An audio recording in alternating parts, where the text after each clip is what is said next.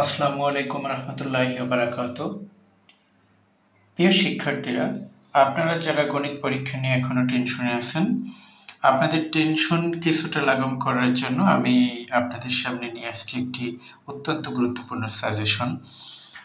আমি আশা রাখি যে এই সাজেশনটি যদি কেউ ভালোভাবে করে যায় বা সাজেশনের মধ্যে আমার 50টি অঙ্ক দেওয়া আছে, এই 50টি অঙ্ক যদি কেউ একটু চোখ বুলিয়ে যায়, হুবহু এখান থেকে 5 থেকে 6টা সৃজনশীল কমন আসবে। বাকিগুলো হয়তো একটু ঘুরিয়ে দিতে পারে, কিন্তু ধরে নিতে পারেন যে 11টা সৃজনশীল এখান থেকে কমন আসবে যে কোনো বোর্ডে। তো কথা বাড়াবো না, এখানে আমি সৃজনশীলগুলো আপনাদেরকে একটু বলে দিই, এবং এই সৃজনশীলগুলোর উত্তরপত্র আমি কিন্তু বলে দিব যে এই সৃজনশীলগুলোর উত্তরপত্র আপনারা কোথায় পাবেন। তাহলে আসুন, প্রথমে আমি ক বিভাগ হচ্ছে বীজগণিত, আপনারা জানেন। ক বিভাগ থেকে আমি হচ্ছে কয়টা প্রশ্ন দিলাম একটু যদি আপনাদেরকে বলি। ক বিভাগ থেকে আমি হচ্ছে আপনাদের জন্য প্রশ্ন রাখলাম 20টা, অর্থাৎ এই 20টা প্রশ্ন যদি আপনারা পড়েন তাহলে আশা করি যে আপনাদের ক বিভাগ থেকে কমপক্ষে 2টি প্রশ্ন কমন পড়বে। 2টি প্রশ্ন কমন পড়লে সেখান থেকে আপনারা পেয়ে যাবেন 20 নম্বর। ক বিভাগে প্রথমে যেটা আছে, এই প্রশ্নটা হচ্ছে সেট ফাংশনের হচ্ছে 2.1 এবং 2.2 এর যে কম্বাইন্ড করার কি অঙ্কটা, এটা দেখবেন। এটা হচ্ছে যদি আপনারা দেখেন, এটার প্রশ্ন পাবেন ঢাকা বোর্ড 24 ক এবং কুমিল্লা বোর্ড 24 ক এবং তারপরে হচ্ছে 23 দিনাজপুর বোর্ড, অর্থাৎ এই প্রশ্নের উত্তরটা আপনারা দেখতে পারবেন। অর্থাৎ আরও একটি বলা আছে যে এইরকম প্রশ্ন আসতে পারে, তাই অনুরূপ আরও কিছু প্রশ্ন দেওয়া আছে, অর্থাৎ এই প্রশ্নটার অনুরূপ যে Dhaka board, Comilla board, Dinajpur board, এই জাতীয় প্রশ্নগুলো দেখতে পারেন আপনারা।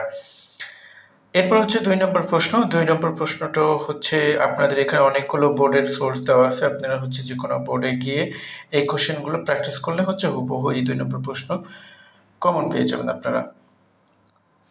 তো হচ্ছে 2 নম্বর প্রশ্ন, তাও হচ্ছে আমাদের সেট ফাংশন রিলেটেড। 3 নম্বর প্রশ্নটা আমাদের সেট ফাংশন, আমি এখানে সোর্স দিয়ে দিচ্ছি আপনাদেরকে, এই যে হচ্ছে কোথা থেকে আসছে এবং এই উত্তরপত্রটা আপনারা কোথায় পাবেন। যেমন দিনাজপুর বোর্ড 19-এ চাইলে এই প্রশ্নটার উত্তরটা আপনারা পেয়ে যাবেন। এরপর হচ্ছে এখান থেকে যেমন প্রমাণ করো যে √2/2, √3, 5 এবং √7 ও √10 একটি অমূলদ সংখ্যা, এটি একটি অমূলদ সংখ্যা, তা প্রমাণ করো, বা এটি অমূলদ সংখ্যা বুঝিয়ে লেখো, ব্যাখ্যা করো ইত্যাদি আসতে পারে। এরপরে হচ্ছে আমি মোট 4টা হচ্ছে সেট ফাংশন থেকে রেখেছি, 3টা সেট ফাংশন থেকে রেখেছি। এরপর হচ্ছে আমাদের অনুরূপ কিছু কোয়েশ্চেন ছিল। এরপরে হচ্ছে আমাদের 4 নম্বর থেকে বীজগণিত রিলেটেড কোয়েশ্চেন। বীজগণিতের জন্য আপনারা এই কোয়েশ্চেনটা অবশ্যই করবেন, এই কোয়েশ্চেনটা খুবই গুরুত্বপূর্ণ। 4 এবং 5 সাম্প্রতিক সময়ে আমরা যে স্কুলগুলোর হচ্ছে নির্বাচনী পরীক্ষা দিয়েছি, সেখানে হচ্ছে যে এই 5 নম্বর প্রশ্নটা একটু অনেকগুলো স্কুলে আসছে, সেক্ষেত্রে আপনারা 5 নম্বরটা খুব ভালো করে দেখবেন। এটা হচ্ছে 8 নম্বর আপনাদের হচ্ছে 8 নম্বর সৃজনশীল, অর্থাৎ বীজগণিতের 8 নম্বর যে সৃজনশীলটা, সেটাকে অনুরূপ করে তুলছে। এটাও খুবই গুরুত্বপূর্ণ। এটা অনুরূপ আপনারা দেখতে পারেন দিনাজপুর বোর্ড হচ্ছে 19, সেমভাবে আপনারা হচ্ছে 7 নম্বর কোশ্চেনটা দেখবেন। 8 নম্বর হচ্ছে আপনাদের হচ্ছে খুবই গুরুত্বপূর্ণ। 8 নম্বর হচ্ছে 11 অধ্যায় থেকে দিয়েছি আমি। 8, 9 এবং 10, 11 এগুলো প্রত্যেকটা হচ্ছে আপনার 11 নম্বর, মানে 8 আর 9 হচ্ছে আপনার 11 নম্বর অধ্যায়। এগুলো হচ্ছে আবার লগারিদম সেখান থেকে আপনারা দেখতে পারেন। ধারার জন্য আমি 2টি সৃজনশীল এখানে দিয়েছি, ধারার জন্য 2টি সৃজনশীল করলে আর লাগবে না, দ্যাটস এনাফ। এরপরে আপনারা হচ্ছে ধারার জন্য যেগুলো গুরুত্বপূর্ণ সেগুলো এই 11 নম্বর অধ্যায়ের এই 2টো প্রশ্ন দেখবেন, আর ধারার উত্তরটা দেখবেন। এরপর হচ্ছে ব্যবহারিক চিন্তা, অর্থাৎ খ পার্টে আপনারা হচ্ছে এখানে দেখেন আপনাদেরকে সোর্স দেওয়া আছে যে হচ্ছে কোনগুলো বোর্ড দেখবেন। এই প্রশ্নটা দেখবেন, এই প্লাস এগুলো যদি দেখে যান, তাহলে যদি একটু ঘুরিয়ে আসে তাহলে আপনারা সুন্দরভাবে অ্যান্সার করতে পারবেন, কোনো প্রবলেম হবে না।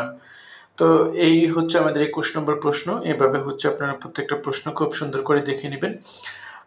আমি যেটা আপনাদেরকে বলবো যে হচ্ছে এই প্রশ্নগুলো যখন আপনি করবেন তখন পরীক্ষার আগে যে 3 থেকে 4 দিন আপনার হাতে সময় আছে সেই সময়গুলোর জন্য একটা খাতা বানিয়ে প্রত্যেকটা খাতায় এই অঙ্কগুলো লিখবেন। পরীক্ষার আগের দিন ওই খাতাটা দেখবেন ইনশাল্লাহ। দেখে গেলে আশা করি আপনাদের পূর্ণাঙ্গ কমন পড়বে। এরপরে হচ্ছে আপনাদের এখানে জ্যামিতি থেকে যেগুলো আছে সেগুলো করে যাবেন। এগুলো করে যাওয়ার পরে বৃত্ত থেকে কিছু কোয়েশ্চেন দেওয়া আছে। বৃত্তর চারটা প্রশ্নই খুবই গুরুত্বপূর্ণ, 4টা প্রশ্নই দেখে নেবেন। এরপর হচ্ছে ত্রিকোণমিতি আর পরিমিতি। ত্রিকোণমিতি পরিমিতি থেকে 2টো প্রশ্ন থাকবে। আমার এই সাজেশন থেকে কমন থাকবে। আপনার এই সাজেশনের বাইরে কিচ্ছু করা লাগবে না। আমি বললাম তো যে আপনারা এই সাজেশনের বাইরে কিছু করা লাগবে না। এই সাজেশনে যেগুলো আছে সেগুলো আপনারা করে যাবেন, নিশ্চিত কমন পাবেন। শুধু ভালো করে দেখে যাবেন। এরপর হচ্ছে আমাদের এগুলো এই যে কয়েকটা মেন অঙ্ক মতো করে দেওয়া আছে সেগুলো একটু ভালো করে যাবেন।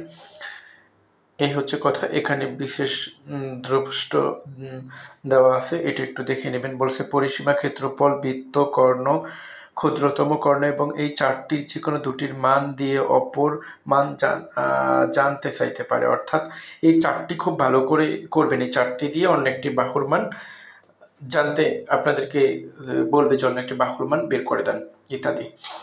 সর্বশেষ আমরা আসলাম হচ্ছে পরিমিতি অর্থাৎ পরিসংখ্যান। সেটা হচ্ছে ঘ বিভাগ। এই ঘ বিভাগের পরিসংখ্যানে হচ্ছে আমি হচ্ছে 1টা 2টা 3টা প্রশ্ন দিছি, আর হচ্ছে এখানে ক নম্বরের জন্য কিছু প্রশ্ন আসে সেগুলো আমি দিয়ে দিছি। তো এই 3টা প্রশ্ন করলে ইনশাল্লাহ 100% কমন পাবেন। আশা করি আপনাদের পরীক্ষায় এখান থেকে খুব সুন্দরভাবে কমন পাবেন।